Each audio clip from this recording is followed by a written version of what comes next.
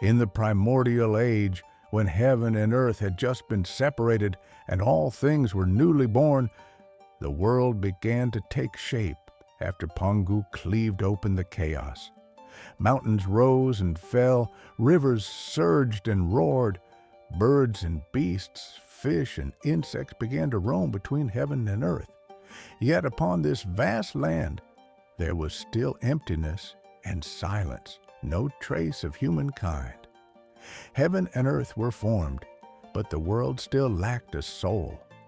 It was at this moment that a compassionate and divine goddess appeared. Her name was Nüwa. Nüwa had the head of a human and the body of a serpent. She was graceful and noble, with a heart full of empathy. As she wandered across the land, shaped by divine power, she felt a deep sense of loneliness and emptiness. She thought, if only there were beings in this world with thoughts and emotions like mine, how vibrant and beautiful the world would be. So, Nüwa came to the banks of the Yellow River. With her delicate hands, she gently scooped up a handful of moist yellow clay and shaped it into a small figure.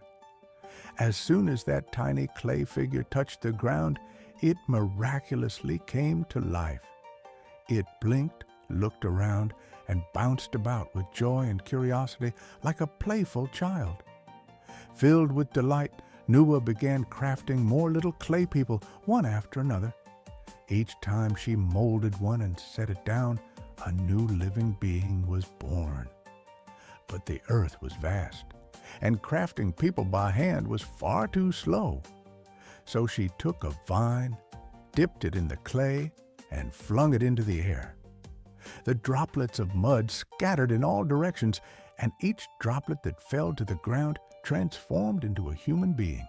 Some were male, some female, some tall, some short, some lively, others quiet.